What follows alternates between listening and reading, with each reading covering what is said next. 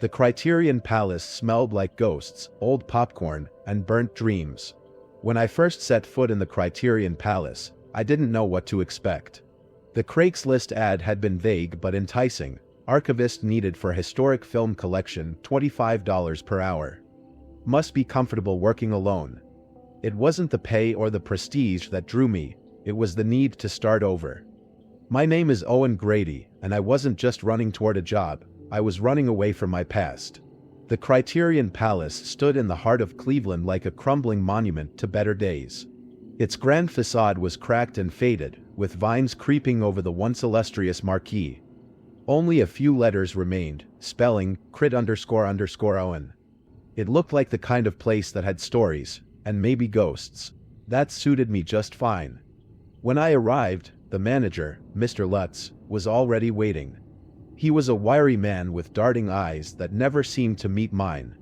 He handed me a set of keys, mumbled something about staying out of trouble, and disappeared before I could ask any questions. No tour, no contract, no instructions, just me, a massive building, and a job that seemed too easy to be real. Inside, the Criterion was a labyrinth of decay and faded grandeur. The lobby had once been a showpiece, with a crystal chandelier now dull and webbed with dust. The red velvet carpet had turned brown with age, and the walls were lined with faded posters of films I'd never heard of. I was drawn to the main screening room, a cavernous space with rows of ripped velvet seats and a massive screen that loomed like a dark void. The air was still, as if the theater itself was holding its breath. I made my way to the projection booth, climbing a spiral staircase that creaked under my weight. The booth was cramped, cluttered with rusty equipment and stacks of film canisters covered in a fine layer of grime. This was my domain, and it smelled like a mix of chemicals and mildew. A small desk sat in the corner, its surface scarred with years of abuse. On it, I found a faded notepad, a single pen, and a cup filled with cigarette butts. It wasn't until I opened the desk drawer that I found the note. Written in spidery handwriting on yellowed paper, it was titled, "Rules for the Archivist." I read it twice, thinking it was some kind of joke. Rule number 1, if the film starts playing by itself, do not look at the screen. Rule number 2, never stay in the projection booth after 3 a.m. Rule number 3, if you hear footsteps behind you, do not turn around. Rule number 4, if the lobby lights flicker, leave the building immediately. Rule number 5, never remove the film titled The Unseen Guest from its shelf. At the bottom, someone had scrawled in all caps, "Break the rules, and you won't make it out." I chuckled nervously, chalking it up to some bored employee's attempt at humor. After all, the Criterion Palace had a reputation. When I was a kid, local legends said it was haunted, stories about people vanishing mid-screening, projectionists going mad, and a fire that had claimed nearly 24 lives. But legends are just that, stories. I wasn't the type to scare easily, not anymore. Still, something about that note made my skin crawl. I tucked it back in the drawer and decided to get to work. I needed this job, and I wasn't going to let some silly rules get in my way. That first night, the Criterion Palace didn't waste any time making me feel unwelcome. After tucking the rules away, I spent an hour exploring the theater and getting a feel for the space. The projection booth was a tight fit, but it was functional. The storage rooms, however, were a nightmare, crammed with rusting film canisters, rotting cardboard boxes, and reels of film whose labels had long faded. I grabbed a clipboard, intending to catalog what I could, and started shifting things around. Around midnight, I was waist-deep in organizing when I heard it, a faint whirring sound, like an old projector spinning to life. I froze. It was unmistakable, and it was coming from the main screening room. The air seemed to shift, growing heavy and electric, like the moments before a thunderstorm. I set down the clipboard and stepped into the hallway, my footsteps echoing against the bare walls. The whirring grew louder as I approached the main screening room. By the time I reached the doorway, the sound was accompanied by the faint crackle of audio. Someone, or something, had started a film. My heart pounded as I remembered the first rule: if the film starts playing by itself, do not look at the screen. It was absurd, of course. I was alone in this place. But the note had been clear, and my gut churned with unease. The screen glowed faintly in the darkened theater, illuminating rows of empty seats. The film flickered, and distorted shadows danced along the walls. I couldn't make out what was playing, only flashes of light and sound that didn't quite make sense, like garbled dialogue and the occasional piercing scream. I kept my eyes locked on the floor, refusing to glance up. I backed away slowly, one step at a time, the hairs on my arms standing on end. And then, I heard it, footsteps. They came from somewhere deep in the theater, uneven and deliberate, growing louder with each second. My rational mind screamed at me to turn and look, but the rules resurfaced in my head like a warning bell. Rule number 3, if you hear footsteps behind you, do not turn around. My breathing grew shallow, and my palms were clammy. The footsteps were close now, too close. I bolted for the hallway, refusing to look back. The sound of footsteps followed me, a relentless echo, until I reached the projection booth and slammed the door shut behind me. My chest heaved as I fumbled to lock the door, the silence on the other side almost deafening in comparison. Whatever had been out there, it wasn't coming in. Not yet. Back in the booth, I tried to steady myself. My eyes fell on the drawer where I'd stashed the note. I yanked it open and read the rules again, this time with shaking hands. Was someone messing with me? It couldn't be real. But the footsteps, the projector, they didn't feel like tricks. They felt like something else, something alive in a way that shouldn't be possible. The rest of the night passed in a haze of anxiety. Every creak of the old theater, every groan of its decaying structure, sounded like a threat. I didn't dare go back into the screening room. Instead, I busied myself in the storage area, cataloging films and trying to focus on anything but the oppressive silence pressing down on me. When the sun finally rose, its pale light cutting through the grime-covered windows, I gathered my things and left without looking back. As I locked the doors, I told myself I'd imagined it all, that the rules were just a prank, and my mind had run wild in the darkness. But deep down, I knew better. I hadn't even been working there 24 hours, and the Criterion Palace already felt like it was watching me. The second night at the Criterion began much the same as the first, but my nerves were sharper now. The memory of the footsteps haunted me, replaying in my mind as I crossed the creaking lobby and flicked on the dim overhead lights. I couldn't shake the sense that the theater had changed somehow, as if it had been waiting for me to return. The silence wasn't just empty, it was loaded, dense with unspoken things. Determined to stay ahead of whatever had unnerved me the night before, I dove into my work immediately. The storage room felt marginally safer, surrounded by dust and decay but no glowing screens or phantom steps. I focused on cataloging films, creating a list of titles etched in fading ink across rusted canisters. Most were unremarkable, old classics, forgotten reels of news footage, but a few caught my attention. One was labeled Opening Night, Criterion Palace. Another simply read, Do Not Screen. I considered opening the latter but hesitated. The thought of the rules nagged at me, especially rule number 5, never remove the film titled The Unseen Guest from its shelf. Was it paranoia, or did something about that Do Not Screen canister feel wrong?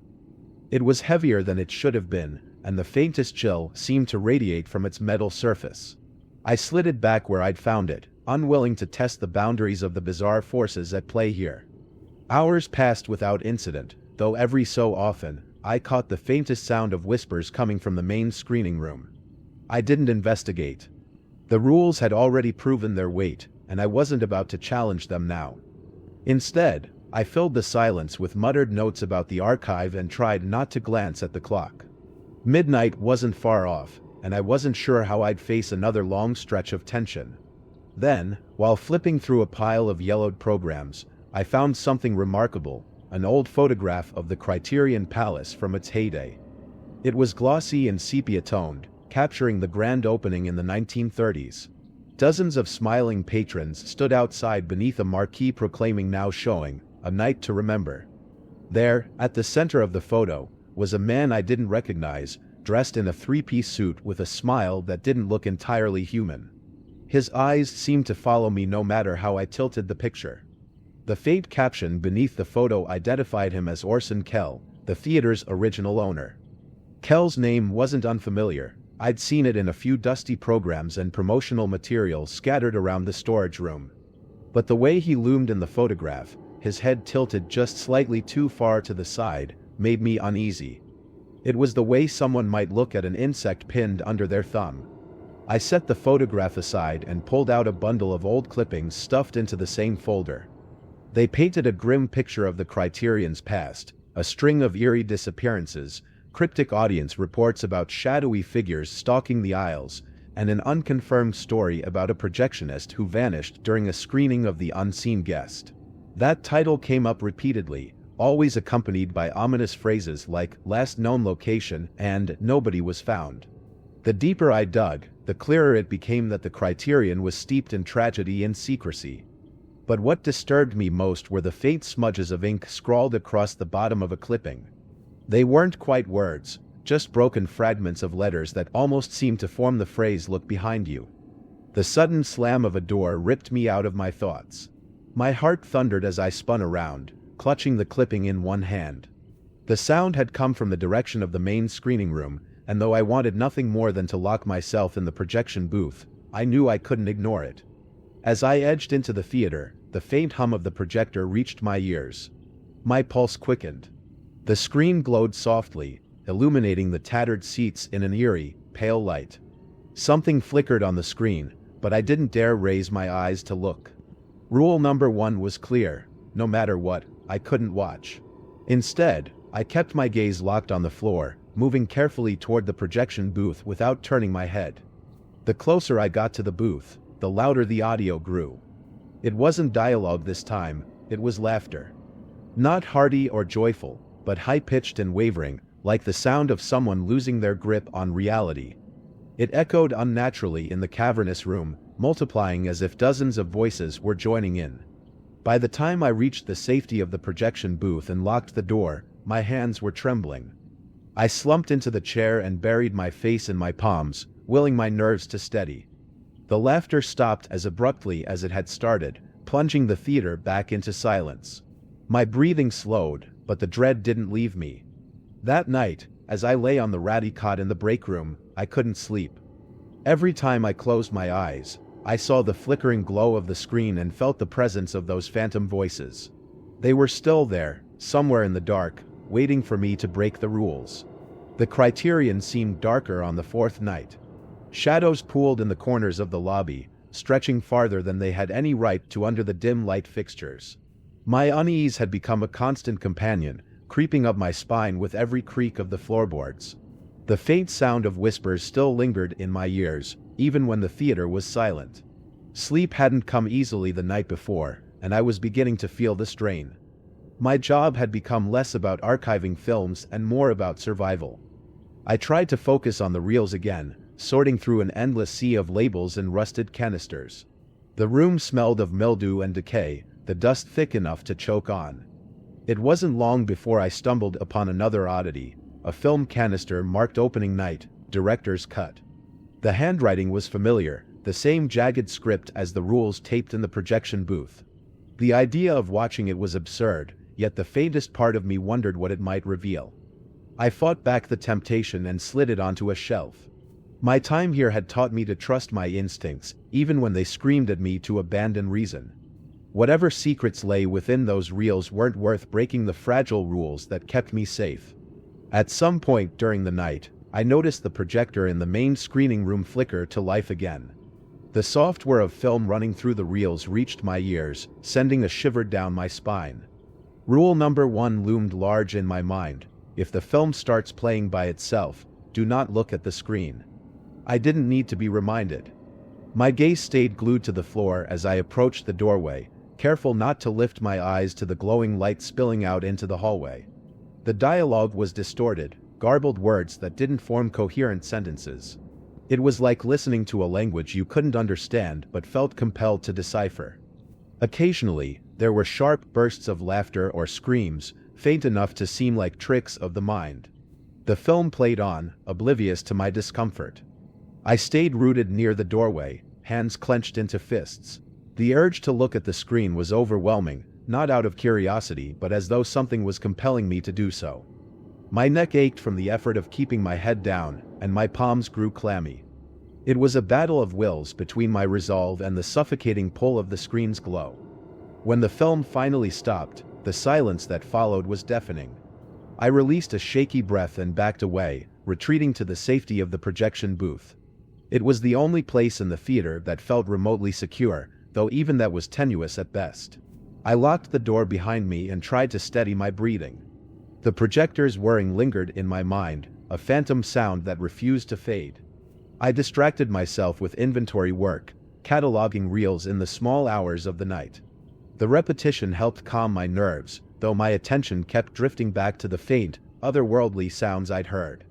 It was then that I found it. The canister marked the unseen guest.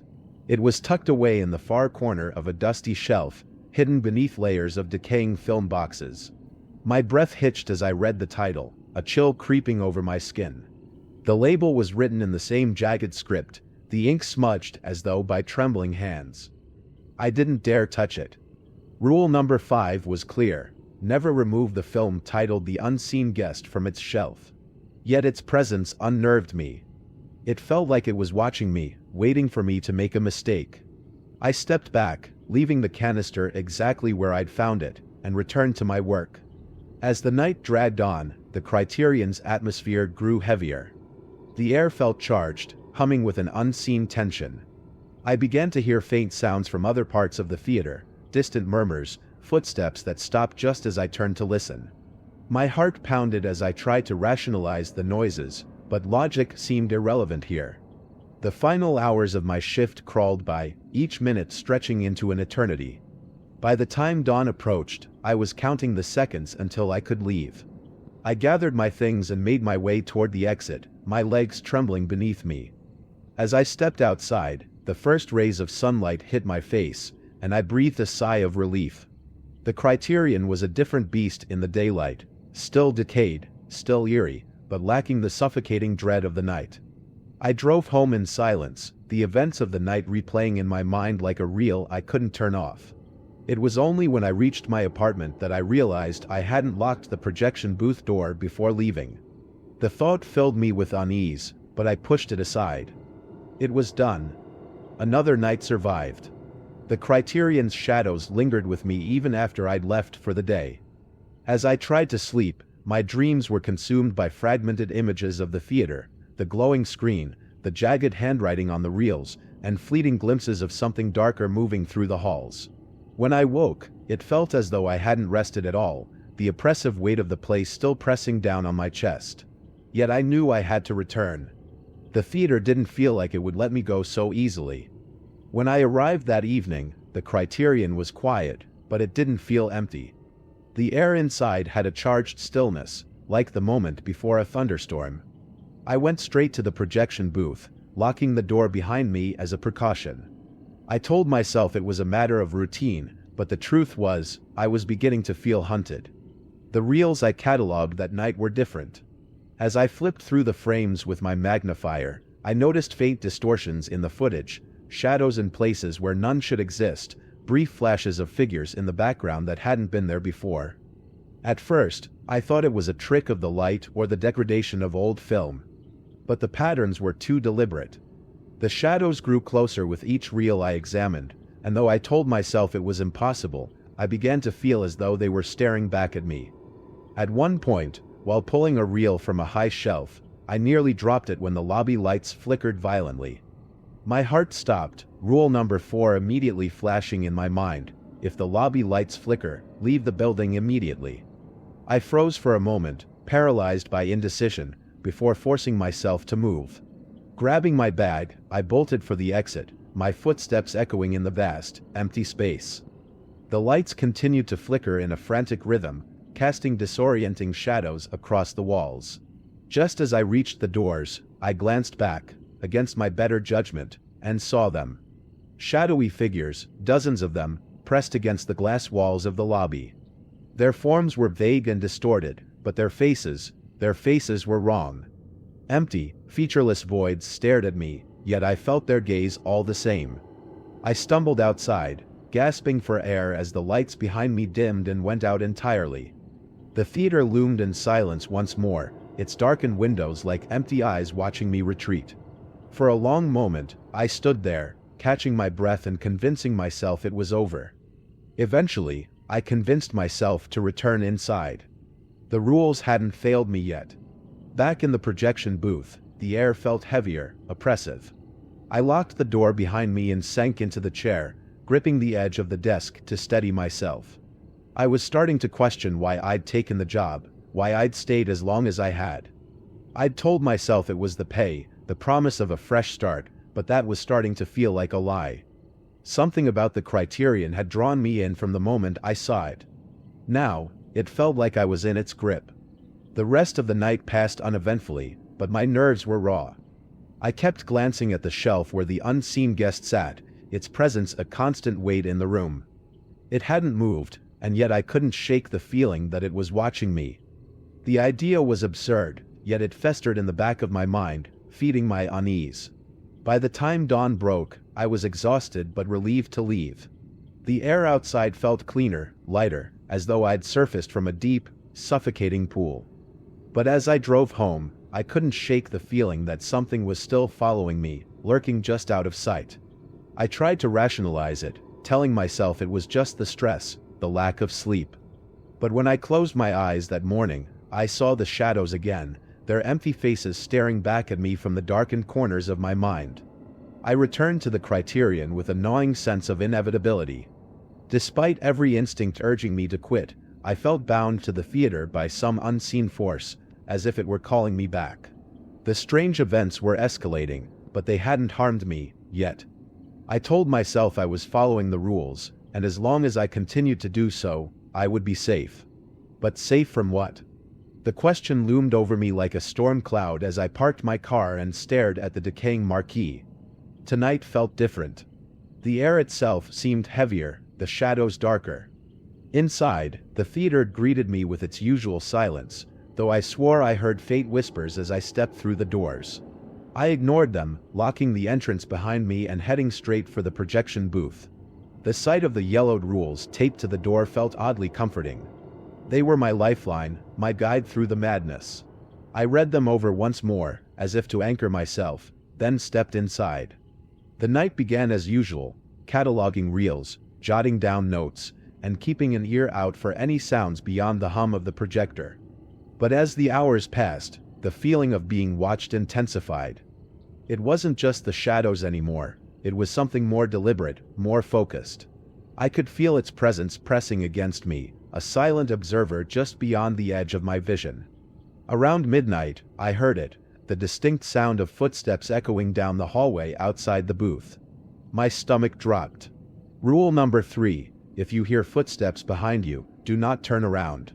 I froze, every muscle in my body tensing as the steps grew louder, closer. They were slow and deliberate, like someone pacing with purpose. I kept my eyes fixed on the desk in front of me, refusing to look up. My heart pounded in my chest as the footsteps stopped just outside the door. The handle rattled, and I held my breath, waiting for whatever was out there to leave. Minutes stretched into an eternity before the sound of retreating steps echoed down the hall. Even then, I didn't dare move, didn't dare look back. Only when the theater fell silent once more did I allow myself to breathe. My hands were shaking as I resumed my work, but my focus was shot. I couldn't stop thinking about the thing in the hallway, about how close it had come. What would have happened if I'd turned around? The thought made my skin crawl. Later that night, as I was shelving another reel, I noticed something odd. The shelf that held the unseen guest looked different. The other films were coated in a thin layer of dust, but the canister was pristine, as if it had been handled recently. My stomach turned. I hadn't touched it, and no one else should have been here. I forced myself to look away, to focus on the task at hand. Obsessing over it would only make things worse. But the theater wasn't done with me yet. As I reached for another reel, the lights in the lobby began to flicker. My breath hitched. Rule number 4, if the lobby lights flicker, leave the building immediately. I dropped everything and bolted for the exit, not even bothering to lock the projection booth behind me. The lights flickered erratically, casting twisted shadows that seemed to writhe and shift on the walls. By the time I reached the doors, I could hear whispers again, louder this time, their fragmented words brushing against my ears like a cold wind. Outside, the night was quiet, the oppressive weight of the Criterion lifting the moment I stepped into the open air. I leaned against my car, my heart racing, as I stared back at the theater. The lobby lights were dark now, but I could still feel its presence, watching me from within. For a brief moment, I considered quitting, driving away and never looking back. But something about the Criterion wouldn't let me go. It had its hooks in me, and I wasn't sure I could escape, even if I wanted to. When I finally returned to the booth, the rules were still taped to the door, a silent reminder of what I had to do to survive.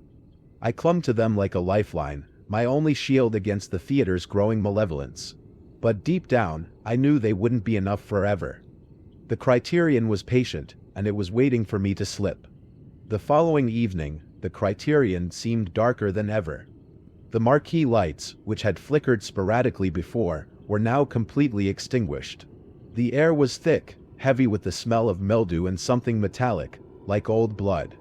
I almost turned back, but the thought of leaving my paycheck unfinished kept me going. I told myself I was nearing the end of this bizarre job. Just a few more nights, and I'd be free of this place. Inside, the theater felt suffocating. The faint murmur of whispers seemed omnipresent now, blending with the hum of the aged projector. As I ascended the spiral staircase to the projection booth, I felt the weight of eyes on me, though I saw no one.